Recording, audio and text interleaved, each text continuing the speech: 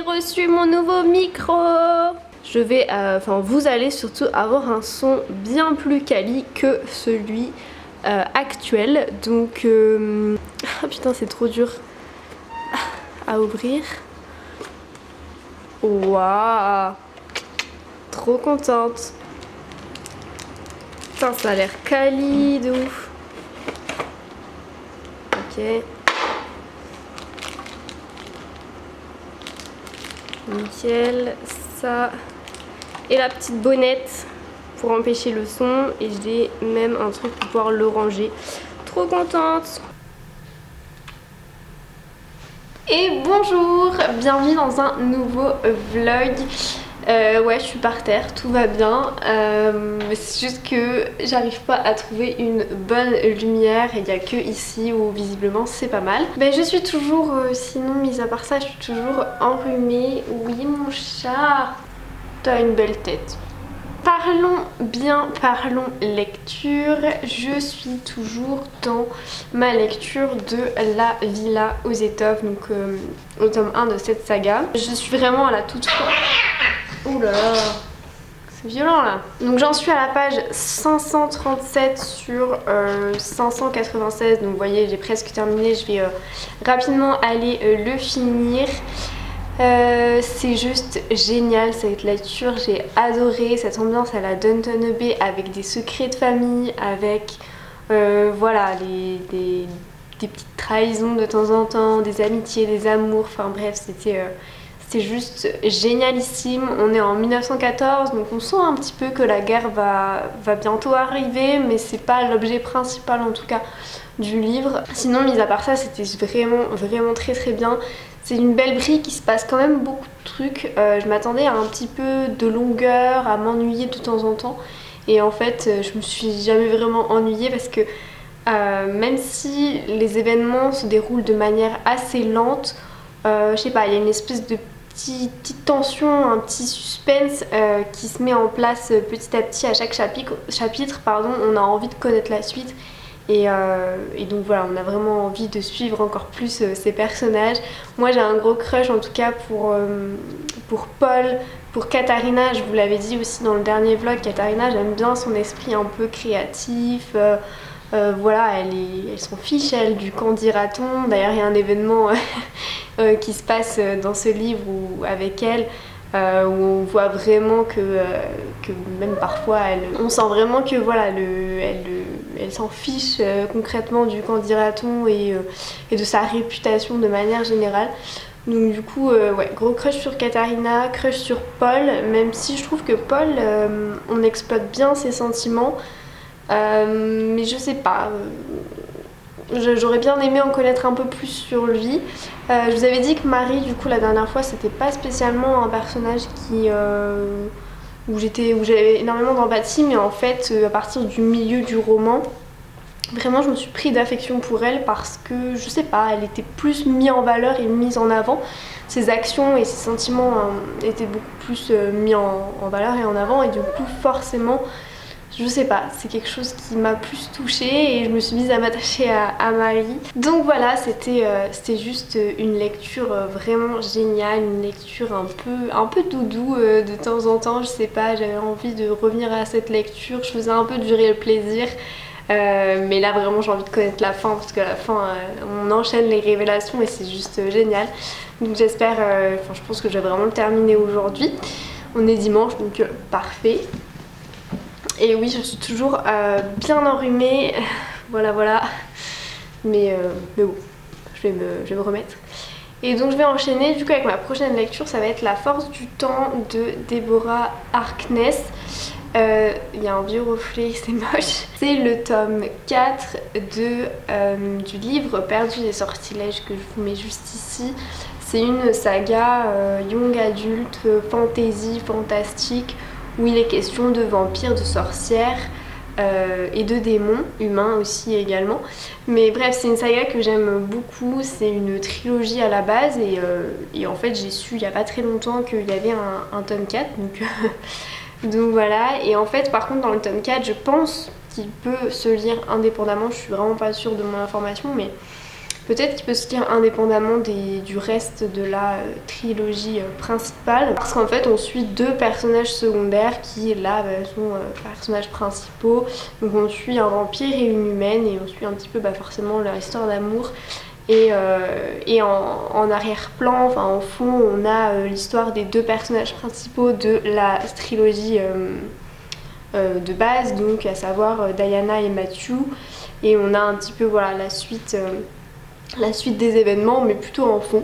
Donc j'ai vraiment hâte de connaître un petit peu leur histoire, de retrouver mes petits personnages, même si je sais que ça va être en arrière-plan, j'ai un petit peu peur de ça, mais je sais que pour les McCoy j'avais adoré quand même si... Oups, il y a un bus qui passe. J'avais pas retrouvé Fedre et Caleb pour les McCoy, j'avais adoré suivre, je me souviens, Elizabeth, Duncan et plus récemment Annabelle et Declan. Je m'étais prise l'affection pour leur histoire, donc j'espère ça va être pareil pour ce tome là. Il est assez gros hein, pareil aussi, mais je sais pas. Voilà, je vais pas montrer, mais il y a la trilogie principale qui est là. Et donc ça c'est la force du temps et c'est une petite brique également.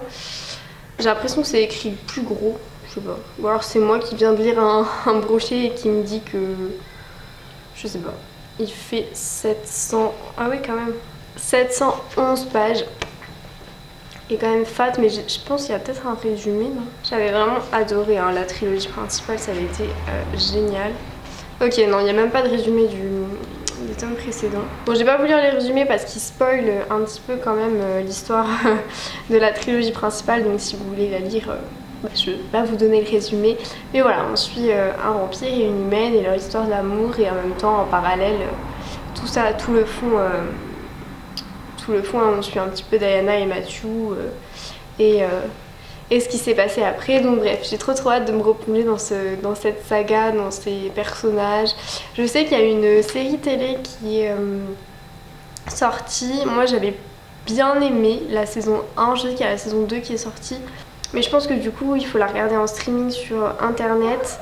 Il me semble que ça s'appelle Le Livre perdu du sortilège, je sais pas du tout, mais bref je vous mettrai peut-être si je la trouve l'affiche, je sais pas comment on dit, le truc de la série juste ici. J'avais bien apprécié la série, mais je trouvais qu'elle honorait pas vraiment les livres. Voilà, il y a des effets spéciaux que je trouvais juste pas du tout réalistes et ça me gênait franchement.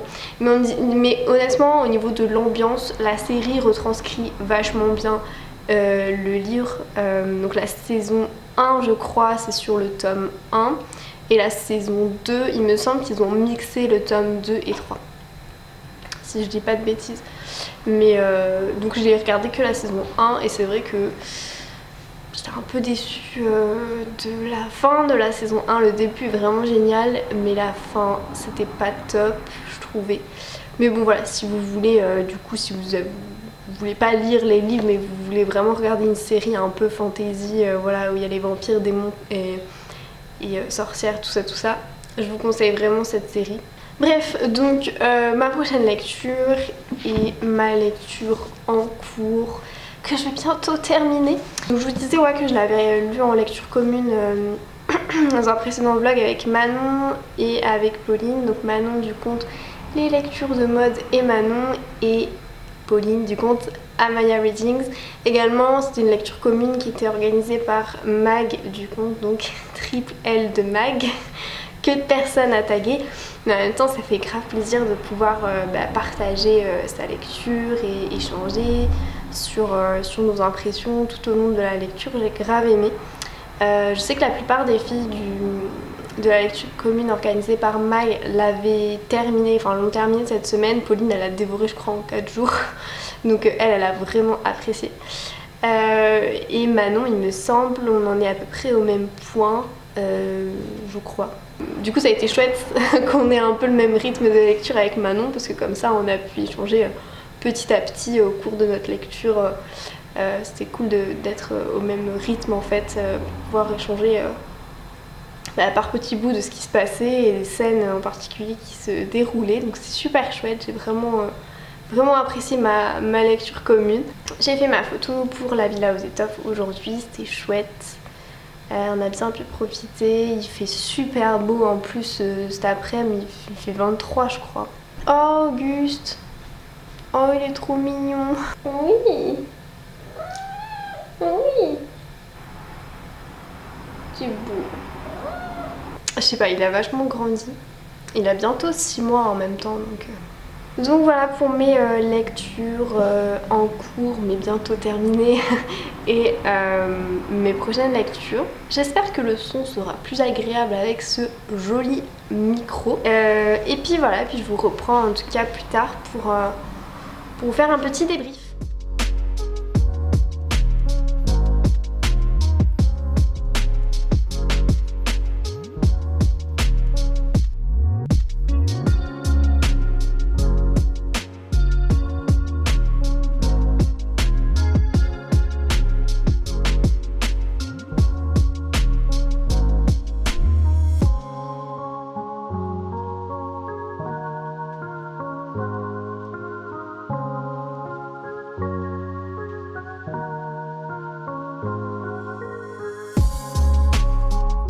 Rebonjour, je vous reprends. Aujourd'hui on est mercredi et j'ai terminé. Ouais, je suis avec...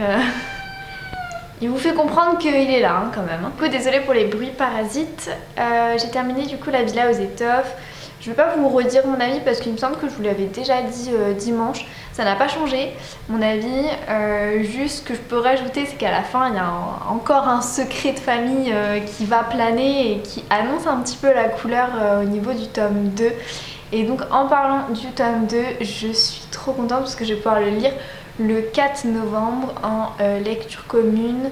Il y a Sophie du compte du Café et des Livres, il y a Claire également du compte Le Coin Lecture de Claire, il y a Camélia du Book Club de Bordeaux, enfin bref, il y a plein de filles qui vont le lire, enfin on va lire en tout cas le tome 2 ensemble. Donc voilà, j'ai trop hâte de le lire.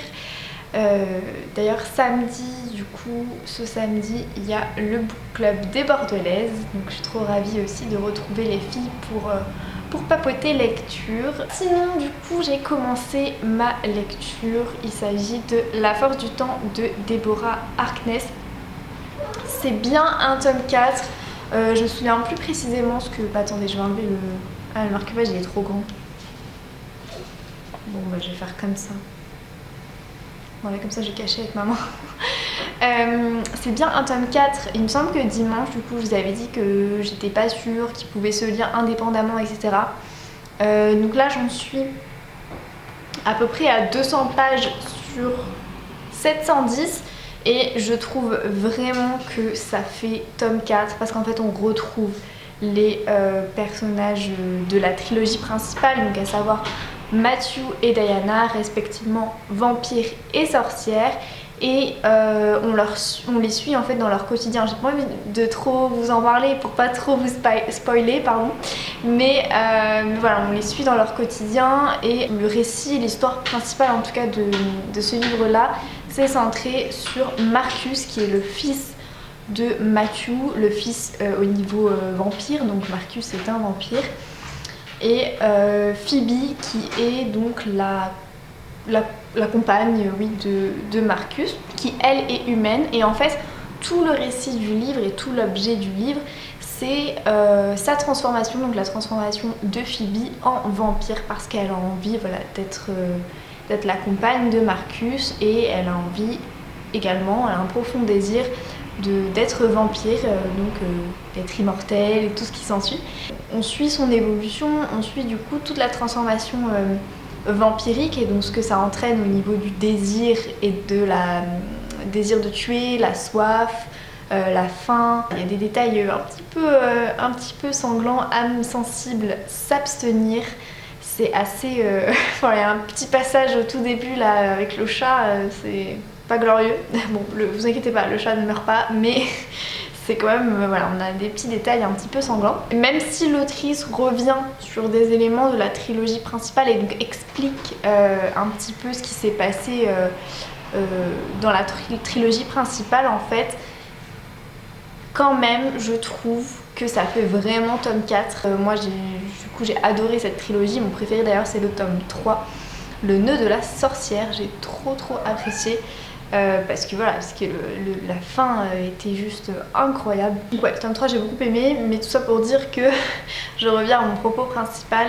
À mon sens, vous pouvez le lire indépendamment, mais c'est quand même vachement mieux si on a tout le... Si vous avez en fait tous les éléments de la trilogie principale et tout ce qui se passe et tout l'historique en fait, parce que sinon c'est un peu compliqué. Même moi au tout début des fois j'avais des infos, il y a des infos qui m'échappaient un petit peu parce que ça fait un moment que j'ai lu cette trilogie. Il me semble que c'était début d'année le tome 3 que je l'ai lu. Donc déjà je me souvenais plus trop de tous les détails de la trilogie. Il y a tout un processus pour devenir vampire et Phoebe avait envie de faire les choses au niveau traditionnel. Donc elle avait envie voilà, de suivre les traditions pour devenir vampire, et en fait la tradition implique d'être séparée de Marcus pendant un certain temps. Je me souviens plus exactement combien de jours, mais pendant un certain temps. Donc avant qu'elle soit en fait considérée plus comme une enfant au sens vampirique du coup. Enfin voilà, la naissance c'est au moment où on devient vampire, on est enfant pendant quelques temps et ensuite on est suffisamment mature pour faire ses choix, ses propres choix. Et donc elle attend ce moment-là, donc elle est en fait un petit peu séparée de Marcus pendant tout ce temps, elle est exilée, donc elle est à Paris pendant que lui il est avec Matthew et Diana en Auvergne. Et donc en fait on suit, et c'est ça qui est je trouve hyper intéressant dans ce récit et qui dynamise un peu le truc quoi, c'est qu'on le suit dans ses souvenirs. Diana est historienne et donc elle a envie de connaître un peu plus de détails sur une certaine période historique. Et donc elle va interroger Marcus sur sa jeunesse avant qu'il soit vampire, mais également j'imagine par la suite sur l'après. Donc là au moment où, au tout début, on a commencé en 1775 et donc on est aux États-Unis. On a vraiment pas mal de détails historiques, c'est ça qui est super chouette avec Deborah Harkness. Je trouve, c'est parce qu'on a beaucoup de détails historiques. Bon bah je me suis un peu attachée à Marcus, mais voilà, mes préférés ça reste quand même Diana et Matthew, c'est quand même les deux personnages principaux. Et j'ai envie de vous parler des autres personnages, mais j'ai pas envie de vous spoiler, donc je peux pas vous en parler. J'aime beaucoup ma lecture, c'est un petit pavé, hein, qui fait quand même 710 pages. J'avance du coup tout doucement. J'espère j'espère le terminer maximum ce week-end et puis voilà. Il y a une petite nouveauté dans ma bibliothèque, il s'agit d'un mini rosier. Voilà, je trouve ça super joli. Je trouvais que ça allait super bien avec ma bibliothèque. Est-ce qu'on n'est pas bien là? Au top! Bon, regardez pas l'état de ma table qui est pas très propre. Mais voilà, je passe une super soirée. Bon, c'est le drame. Voilà. Poulet. J'ai pas fait exprès, mais en voulant enlever la fumée, en faisant ça là, le truc. Donc j'ai éteint la bougie, j'ai fait comme ça et la bougie est partie sur mon tapis. On peut clairement voir que mon tapis, je sais pas comment je vais faire. Mais du coup, voilà, c'est le drame. Je suis dégoûtée. Et regardez-moi ce pacha là. C'est lui qui dérange toutes mes vidéos en fait. Oui, on parle de toi. Oui. Voilà, qu'est-ce que t'as trouvé? Et rebonjour, je vous reprends, on est vendredi. Je me dépêche un petit peu parce qu'en fait je dois monter le vlog que vous êtes en train de regarder normalement. Je suis allée à la médiathèque. Je viens de rentrer il y a 10 minutes. Ouais, du coup j'ai deux trucs à vous dire. Je vais d'abord vous parler du coup du livre que j'ai trouvé à la médiathèque. Il n'y avait pas grand chose, j'étais juste dégoûtée. D'habitude je trouve toujours au moins un livre qui me tente énormément. Et là ça n'a pas été le cas, mais bon j'ai quand même trouvé un truc qui me tentait plutôt bien. Donc il s'agit de Lux, le tome 1 de cette saga qui s'appelle Lux, enfin la saga s'appelle Lux et le titre c'est Obsidienne de Jennifer L. Armentrout. C'est une saga un peu fantasy, il me semble, young adulte. Donc je vais vous lire le résumé. Quand Cathy déménage dans un coin paumé de Virginie occidentale, elle s'attend à tout sauf à rencontrer des voisins de son âge. Déception, Damon Black a beau être canon et avoir une sœur jumelle adorable, il n'en est pas moins insupportable et arrogant. Lorsque Kat se rend compte que tout le monde semble fuir la famille Black, elle voit d'un autre œil la froide suffisance de Damon. Pourrait-elle encore l'éviter quand tout lui crie de s'en approcher? Ça fait un peu, oui, fantasy et romance en même temps. Je trouve que ça ressemble beaucoup, ce petit début là, ce résumé au début de Twilight. Donc voilà, à voir. Ça me tentait, mais sans trop me tenter énormément, vous voyez. Donc bon, c'est pour ça que je l'ai pris. Et en fait, il m'est arrivé un autre truc. C'est qu'on avait prévu avec une copine de se faire Meurtre et pépites de chocolat, donc le tome 1 de la saga de Joanne Fluke. En fait, il s'est avéré, bref, ça n'arrive qu'à moi ce genre de truc, mais il y a eu un défaut d'impression, donc la médiathèque l'a reçu il y a 3 semaines, maintenant 1 mois, et en fait il y a un défaut d'impression, c'est-à-dire que à partir de la page 44 ou 45, le récit reprend depuis le début, donc super. Donc en fait elle l'a renvoyé à la librairie à qui elle fait des commandes, et normalement voilà, elle attend du coup un autre exemplaire.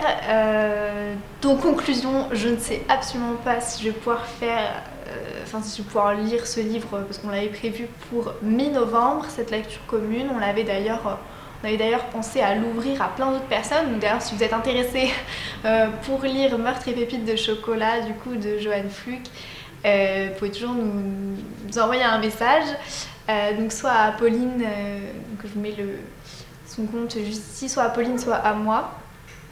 Pour l'instant, je ne sais absolument pas du coup si je vais pouvoir faire cette lecture commune, je l'espère. Donc je l'espère, mais c'est vrai que ça paraît un petit peu compromis cette affaire. En tout cas voilà, affaire à suivre. Elle m'a dit que peut-être la semaine prochaine ou la semaine encore d'après, elle allait recevoir l'exemplaire. Elle m'a dit qu'elle savait vraiment pas, parce que forcément c'est la première fois que ça arrive. Et c'est très rare, les défauts d'impression, voilà. En conclusion, je serais ravie d'organiser cette lecture commune sans livre. Non, en vrai, vous allez me dire mais pourquoi tu l'achètes pas et tout. En fait, je sais pas du tout si le genre Cozy Mystery c'est vraiment un genre qui me correspond. Je sais pas du tout si c'est également le genre de livre que j'ai envie d'avoir personnellement dans ma bibliothèque. Je sais que j'aime bien avoir des romans historiques dans ma bibliothèque.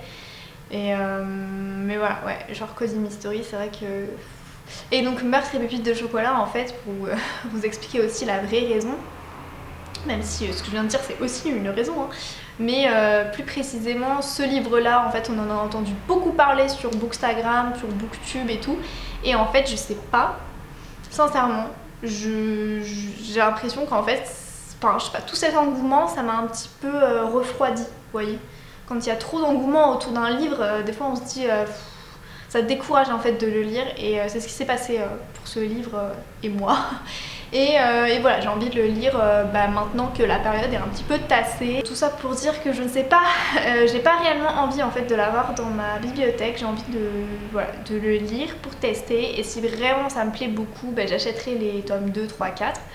Mais voilà, je veux vraiment pas l'acheter pour l'instant. Donc affaire à suivre sur ce défaut d'impression, sur ce fameux livre. Quand est-ce que je vais l'avoir? Je ne sais pas. Mais c'est pas grave, c'est qu'un livre, hein. Faut relativiser aussi. Bref, et je voulais également vous parler de ma lecture en cours, donc La Force du Temps de Deborah Harkness. Vous avez vu, on reste avec Obsidian, un petit peu dans le même thème des vampires, tout ça, de la fantasy, bref. J'ai pas mal avancé, hein. J'en suis à la page 448, donc j'ai lu tout ça sur 710 il me semble. Et donc, attendez, je vais enlever parce que ce marque-page, voilà, j'ai jamais les bons marque-pages. Comme ça, vous n'allez pas pouvoir voir le moche marque-page. C'est vraiment bien, j'aime beaucoup ma lecture. Actuellement, je suis à fond. Je pense que c'est aussi la période Halloween et tout, qui fait que j'ai envie de lire un peu de fantasy. Non, le début a été quand même un petit peu lent à mon sens à se mettre en place, parce qu'il y avait beaucoup d'informations de la trilogie, comme je vous ai dit, donc le livre perdu des sortilèges. Il y avait pas mal d'informations qui ont été données de manière... Enfin, tout en même temps en fait, tout est arrivé en même temps, les informations s'enchaînaient. Au début, je me suis dit, mais si c'est ça tout le roman, ça va être pénible quoi. Mais non, c'est vraiment sympa parce qu'en fait on suit en même temps Marcus voilà, pendant la guerre d'indépendance des États-Unis. Marcus qui est américain. Et on le suit en fait quand il est sans chaud, donc quand il est humain et ensuite quand il devient vampire. Et là on est au tout début, il a une 60aine de jours parce qu'il compte les vampires en fonction de la naissance en tant que vampire. Et il considère vraiment qu'à partir du moment où tu es transformé, c'est que tu nais et donc t'es un enfant pendant et un ado pendant 90 jours en fait, il y a un truc comme ça. On a tout on distille vraiment et on étudie la transformation vampire sous toutes ses coutures. Vraiment on a de tout et c'est fascinant. Enfin, Deborah Harkness a vraiment une imagination débordante. Les personnages sont hyper bien aboutis, très profonds. Je continue à aimer cette saga. Et on rentre vraiment là dans le détail de ce que ça représente être un vampire, des familles. On rentre également dans le détail du passé en fait de la famille Clermont, Matthew Clermont. Matthew qui est le père de Marcus. Tout ça pour dire que j'aime beaucoup ma lecture en cours et que j'espère vraiment la terminer d'ici samedi soir. Ce serait chouette de la finir samedi soir parce que là je sais qu'il me reste 250 pages, un truc comme ça. Et après j'aimerais bien enchaîner en fait avec un Agnès Martin-Lugan parce que je vais on dirait j'annonce un truc incroyable mais rien d'extraordinaire. Je vais au salon du livre, en fait c'est la foire du livre d'ailleurs, c'est même pas ils appellent même pas ça le salon du livre mais ils appellent ça la foire du livre de Brive. Voilà, il y a pas mal de, je sais qu'il y a pas mal de grandes influenceuses littéraires qui parlent de ce salon-là et je pense à juste titre parce qu'en fait, je pense que à juste titre, elles parlent de cette foire du livre parce que il y a beaucoup d'auteurs. J'ai regardé effectivement leur site internet, donc moi je connaissais parce que voilà. Venant de Limoges, je connais Brive. Le salon du livre en lui-même, je ne connais pas du tout, donc ce sera également l'occasion. J'y vais avec ma copine Pauline et ça se déroule du 5 au 7 novembre. Trop hâte. Et c'est également pour vous dire qu'il y a Agnès Martin-Lugan qui est à ce salon du livre. Et j'ai trop envie du coup de lire Une évidence. J'ai trop hâte ouais, de lire, de la faire dédicacer, de rencontrer aussi Agnès Martin-Lugan. C'est... Ah, je me suis dit qu'est-ce que je fais? Il y a le salon du livre qui va arriver, tu vas présenter ton livre que tu n'as pas lu. Je sais pas, moi ça me fait bizarre de présenter un livre que j'ai pas lu. Mais quelque part je pense que je suis pas réellement non plus dans le mood. Vous avez vu, j'ai craqué sur un truc de fantasy encore, donc c'est que je pense que je suis un peu dans le mood Halloween, vous voyez. D'ailleurs j'hésite à faire une vidéo sur Halloween, enfin pas au sens sur Halloween à proprement parler, mais pourquoi pas voilà, une vidéo, ces livres qui font frissonner, c'est nul. Enfin bon bref, je trouverais bien un titre intéressant, mais je me dis que ça pouvait être sympa. Voilà, j'ai eu cette idée aujourd'hui. Voilà. Je vous dis tout ce qui me passe par la tête parce que c'est aussi un vlog. Et qu'en ce moment je suis dans ma période vampire. Donc je vais le conclure ici. Merci beaucoup d'avoir regardé cette vidéo si vous êtes jusqu'ici. N'hésitez pas à liker, à commenter, à partager parce que ça me fait énormément plaisir. Vous êtes en plus de plus en plus nombreux, j'arrive même plus à parler. Vous êtes en plus de plus en plus nombreux sur cette chaîne et ça me fait énormément plaisir, chaud au cœur. On a dépassé les 200 abonnés mais what. Je suis ravie que du coup mes vidéos vous plaisent, que ça marche autant. Je vous dis encore merci infiniment. Je vous fais des gros bisous et puis je vous dis à dans une prochaine vidéo. Pas de soleil, pas de soleil, pas de soleil.